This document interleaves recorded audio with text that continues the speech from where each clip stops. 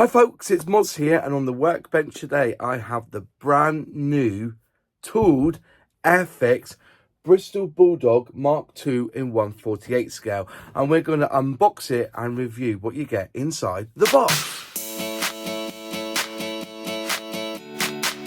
So this was announced in January when Dale said in the 2024 announcement that they had this in the works. Now, they've never released it in 1/48. Looking on scale, mates, the only time they've released the British Bulldog, and they've had it for years, is the 1/72 scale. So to have this now in their range is a welcome addition indeed. Obviously, with the box art, it's Adam Toomey again, I believe, and you've got that lovely flying pose, and I think the scheme they've picked would be the number 3 Squadron, Royal Air Force, Uphaven in Wiltshire, England in 1929. So yeah, beautiful over the clouds there, and some wonderful detail in the box art itself. It's a 1/48 scale, as I've said, Mark II, and the code for it is A05141, and you can purchase this kit on the Airfix website. I'll leave a link in the description box below and also in the comments. So now you've seen that, we're going to turn it up and we're going to see the top of the box, and it says here, the gleaming silver steed to be flown by the most capable, intrepid young men Britain could call upon. The British Bulldog was one of the most important British aircraft of the interwar period, when powerful biplane fighters unquestionably ruled the skies. You're getting 3 schemes in this kit. Like I said, you get the number 3 Squadron, Royal Air Force, Uphaven, Wiltshire. You're getting, again, the number 3 Squadron, Royal Air Force from 1930. So you've got 1929, 1930. And also you're getting this one here, which is the Royal Australian Air Force, Point Cook, Victoria, also in the 1930s. 2 flying hours for this one, skill level 3, and you're going to need numerous paints in there: 11, 29, 30, 33, 53, 56, 62, 85, 100, 121 and 191. And if you're doing the A scheme, you're going to need 2 and 60 is extra, and for the B scheme you need 24. But if you're doing the C scheme, looks like you've got the numbers of paints there that you need. Brilliant. Remember, it doesn't come with any glue or any paints. It just comes with the plastic decals and the instructions. Edge of the box, you're getting the box art, and same on this side as well. This side here, you've got the warnings in different lingo, and it says here that it was tooled in 2024. That's all you need to know. Cartograph decals in this as well. So that's the outside of the box. Now I think it's time we look inside the box. This is where I quickly jump in and just say hi. If you like what you're seeing on my channel, you like me, and you're not a subscriber yet, it really helps the channel if you were. So if you could just click subscribe, and if you ring that bell, click all, you'll be notified when I release a new video. Also, it does help if you send us a like and also comment something about this video in the comments box below. Right, back to the review. This is a top opening box as usual from Airfix, and inside you're going to be getting a bag of sprues. You're going to be getting the instruction booklet and a pretty hefty decal sheet. Lots of stencils there. These are all the common ones, obviously, and then as you move down, you've got the extra ones for A. So a J957, you're getting the green stripe there. You're getting tail flags on the back. There's B there. So basically, if you're going to do A, you're going to be using all the common ones, and then this section here. If you're doing B, you're doing this and that, and and all these here. Wow, actually really crisp decal. I'll just get the camera to zoom in a little bit here, so you can see that you've got some nice crisp decals here. They look really smart, actually. Lots of detail there, stencil wise. Brilliant. Going through, you've got a little bit of wording on the roundel there, and then onto the B, which is cool. And then you've got the zigzag stripes. I can't remember what they're for. If you know what these are for, leave them in the comments box below. I always like to hear your thoughts. And then for the Royal Australian Air Force, you've just got these extra ones here. Simples. Nice. Very, very nice. Moving on to the plastic, you're getting 1, 2, 3, 4, 5 sprues for this jobby. As per usual, I'm going to jump in and start with frame A or sprue A, and you're getting the fuselage in 2 halves, and just having a little look and just seeing the detail that's on this. If we just bring it up close, we'll get the camera to zoom in. Right, so there we go, there's it zoomed in. You can see there you've got some nice crisp details. You've got the ribs there down the side, very, very nice. You've got some engine detail there on the front. Just get it, so you get some close up there. As you can see, you've got the panel lines there, very nice. Some little, I think either bolts or rivets there. Wow, it's not you know, it's a fair length for a 1/48 scale kit.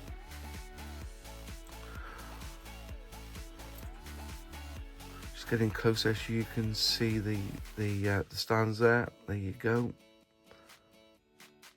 Just twist that around so you can see as well there. Get some nice visuals of that. Then we come on to the exhaust manifold, I believe. So parts of the engine, looks like it's 4 parts for the engine. So a quick look, maybe 5, because you've got that there for the prop going through. Just looking through all the pieces. Give it a turn, break down through. You've got quite a hefty prop there. That's a real nice chunky prop indeed. Imagine what you can do with that. And I think that's a bit of a bulkhead there on the corner there.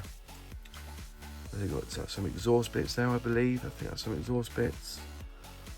Yeah, very, very sweet indeed. Cockpit internals, a little bit of detail there, not a lot. But yeah,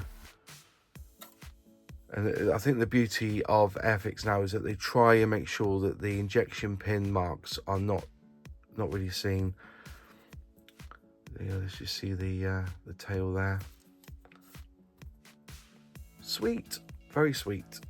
There you go. That's frame A. On to frame B. Quite a big chunky frame here, but you've got the wings involved here, and it looks like they're purposely designed to have that natural bow in them. So here you go, let's get a little bit of a close-up on that. So if we're getting close, you can see some more of the detail. There you go. And you can see where, you know, you've got like the cloth representation there in the actual mode itself. Very, very nice. You see the ribs there on the wing. So moving across, you can see there you've got some parts there. What's these parts here? I believe these are the struts, I think they're struts. Nice and simple. Moving through, turn them over, and then you've got these lovely wheels that you will have to do 2-part wheels. So they're, you know, thin tires on these, quite a lot of hub on these, so it should be a bit more easier to get painted up. So there you go, some nice detail there for frame B. On to frame C. Now you've got more parts on here, and just having a little look here. As I said, it's just nice crisp detail. It's a brand new tooling, obviously, on this one. This is frame C, so we'll pull up so you can see a bit closer and just see the detail of the sprue itself. A little bit of weaponry there. You got some more parts there for the wing, and then looks like you've got some cockpit panel there. The cockpit panel. Just turn them over. Just see it going through. You can see all the parts. As I said, you know, injection pin release points are like on the edge. You're gonna have to clean these up. Just cut them off gently and clean them up with a knife. And I think is that the part of the prop there? And there's the seat. You can see the seat there. Absolutely fantastic. Just moving down through so you can see everything. Very nice indeed. So yeah, so you got the struts there for the wings there. You want to see where the weapon? Oh, there's the weapon. There's the gun. Plenty of detail on this to for your heart's content to paint and shade and make dirty or clean as much as you wish. There you go. That's frame C. Frame D now. It's just basically the other wing. I think. Is this the under wing or is this the top? I'm just trying to work it out myself actually. Is this the top wing or the lower wing? No, this must be the lower wing. Yeah, this is the lower wing because that's where the struts go in, isn't it? Yeah. So we're going to get up close again so you can see the detail. There you go. You can see that now. You can see there's some of the rib marks. There's a little bit of a... Is that a sink mark? No, I don't think it is. Is that a sink mark? No. Unfortunately, I've got a little scratch there. Unfortunate, which I'm going to have to sand out, definitely. Which is a bit of a shame. But yeah, it shouldn't. It's quite deep actually, which is a bit of a shame. But there you go. That won't be on every kit unless somebody's mentioned it or they've got a scratch on it. That must be a scratch on the tool. It must have been dropped on the floor or something. But yeah, nothing too drastic there that can't be repaired. And then there's the top of the wing. Then you can see you've got that nice detail like the stretch canvas. It is lovely, absolutely lovely. So that's frame D. Right, onto frame E, and there you've got the rudder there on the back. I think that's part of the engine. I think these are parts of the engine, I think. So get up close, we can see the parts of the engine that we can see. So basically I think they're the pistons there from that Jupiter engine that was fitted on the Bulldog. Some nice, you know, some lovely work gone into that. And definitely put a little bit of time your black wash in there or your MIG wash in there to make it look a bit dirty. Yeah, and then there's the rudder there at the back. And I think that's the underside of the engine there. But you see there's some really fine detail on that as well. Absolutely lovely. So there you go. Then we've got the glass, which is frame F. And you can see there you've got some lights there. I think that is the bigger light is that underneath, I guess. And then you've got a very small canopy kind of window for the front, because it was open cockpit anyway, and you've got another light there. So yeah, tiny, small piece of glass work there in plastic. Very well molded with the rest of the kit. Moving on to the instructions. Always good to have a look at the instructions.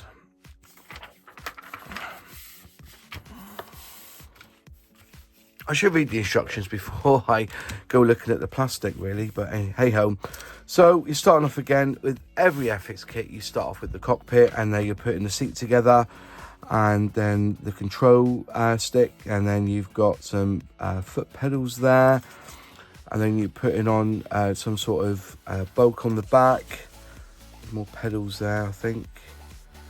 And then making sure they're 90 degrees. So when that goes together, make sure that's 90 degrees. Then you're starting on the frame, the cockpit frame. I think they are the spurs.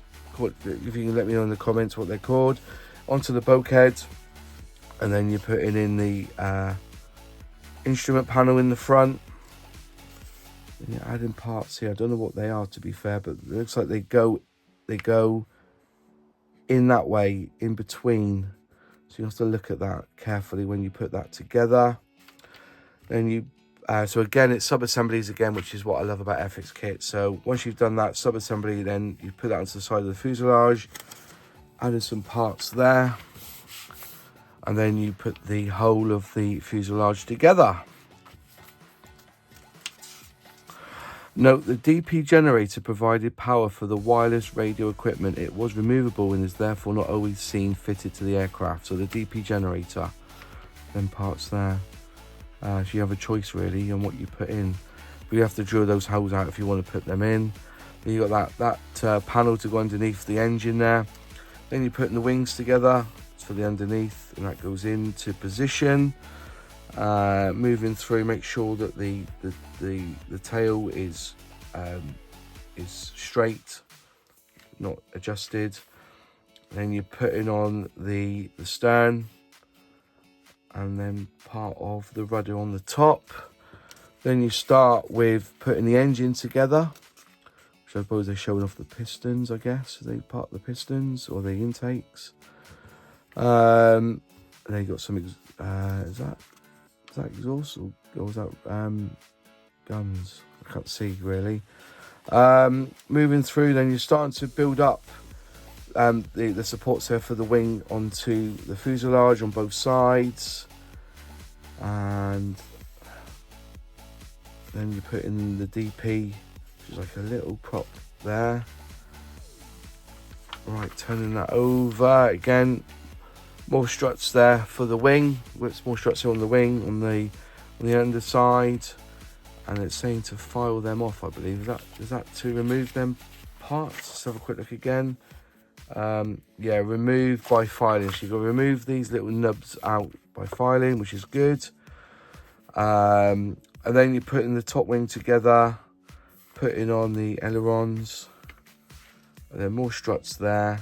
It's showing you the angle as well, how to place them, but it doesn't actually show you at what angle it needs to be. It doesn't give you an angle.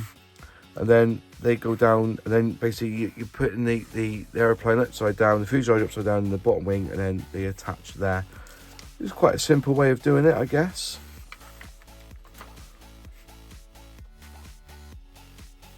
Adding more struts. A lot of struts in this, isn't there? That's for the yeah, that's for the undercarriage parts. Then you put the wheels together. Then you start, after all that, building the engine up, which is 1, 2, 3, 4, 5, 6, 7 parts. Do not attach cylinders to engine before attaching fuselage, as assembly will not fit. Okay, do not attach cylinders to engine before attaching. So you've got to put that in first, then attach the cylinders, not piston cylinders. You've got a port assembly and starboard assembly, so just check when you're fitting that in, you'll be fine. So what parts are they? E6 and E2 together. And then you build in sequence. 1, 2, 3. That's quite tidy actually, how they've done that. Build them in sequence. So you go down in then at an angle, then they you push down in an angle, and then they slot down in. It's an easy way of doing it. And then you've got the starboard ones and you've got the port side ones. So port assembly is E2s and starboard assembly is E1s, and they both fit onto the E6s. Tidy. Then you put it on the manifold on the front, an exhaust there at the side. Then you've got the propeller, 3-piece propeller. Not only apply glue, so you're basically, if you apply it there, that means you can make it spin. Then you've got your bombs there on the side. You've got a very small, again,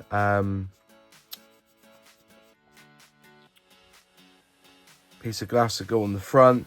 You do have glass as well for the lights elsewhere. You've got F4.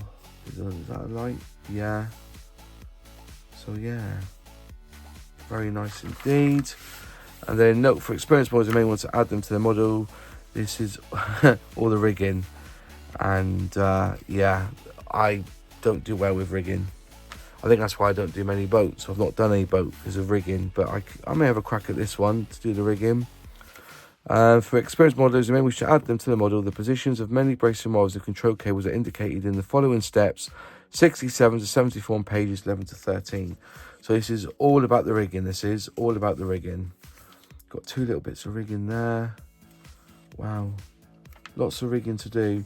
Connect lowercase a to uppercase a. So small a to big A, or to capital A, B to capital B. So you can see that's how you place it all together, and then it shows you the diagram. Lots of pages here, and again you do the same, lowercase to uppercase, and yeah. Attach the aileron control wires as shown in red, so are at the bottom. So yeah, there's a lot of rigging involved here. Attach the strut across bracing wires as shown in red, okay, and show the radial aerial shown in red. So there's the radial aerial there, and that's it. Wow, all fixed points. Then you have your call outs. So, Bristol Bulldog Mark II. This is the number 3 Squadron, Royal Air Force, 1929. And a fair bit of green there. You've got you need gloss emerald 2, lemon silver, and matte dark earth. Matte dark green, gunmetal, matte scarlet on the propeller there, and chrome silver 191. So yeah, fair amount there. I don't think that is an actual decal, is it? I think you'd have to spray that part on, but this one here, that is a decal. I've seen it. Then you've got the letters, numbers underneath, and you've got your £20 bombs. Number B, which is a bit more simpler, but you've got those. I'm trying to think what the zigzag. Additional serial numbers are provided for models who wish to mask and paint their own rudder stripes. I see, fair enough, the rudder stripes. Again, photos of K1088 seem to indicate flight colours on the propeller boss and wheel hubs were yellow rather than red or blue. So that's interesting, so there's an indication there. Moving over, then you've got this one, which is probably the one I will probably end up doing. And again, silver, matte dark earth, matte green, matte black, gunmetal, chrome silver. So you've got your 6 colours there. And just some roundels on the top. And not really much else on there, really. Nothing going along there at all. The RFF Bulldogs were finished and delivered in standard RAF colours. Some sources claim the upper fuselage were finished in night invisible varnish Oxfordness, but comparisons to photos of RAF Bulldogs would suggest they were the standard dark green. So you've got the standard dark green there. And there it is. That's the instructions. So there you are, folks. That was my unboxing and small review of the latest Airfix tooling of the Bristol Bulldog U148 scale. Have you bought this kit? Is it a kit that you'd like to build? If you do want to buy this kit, I will leave a link in the description box below and in the comments where you can buy this kit off the Airfix site. Beautiful plastic, lovely decal sheet. Quite an in-depth build. If you're an experienced modeler and you like to do rigging, there's a fair chunk of rigging to do on that baby. I tell you, that's a hell of a lot of rigging. Let me know what your thoughts are on this kit. If you are somebody who likes to do rigging, let me know the kind of rigging that you're going to use. You know, the what line are you going to use on this? Because I like to know these things. As I say, I don't personally do rigging. It's not my kind of thing. I am going to have a crack at this one, I think. I'm going to put it to one side. I've got a B1B to build, an Airfix one, 172, which I'm going to unbox and review and build on the channel at some point. I've got it all set to do. But yeah, any other questions on this, any other comments I should say, just leave them in the comments box below, because I do reply. And that's it from me here from the workbench. Thanks for watching. If you like the video, click like. If you haven't subscribed yet, please subscribe, ring that bell, click all to be notified when I release a new video. If you'd like to help me financially, become a channel member, like the folks on the screen now. If you'd like to become one, just click join below and select which membership tier you so wish. If you've not seen my previous unboxing videos, click here. If you'd like to see other videos that I've done about scale modelling, click here.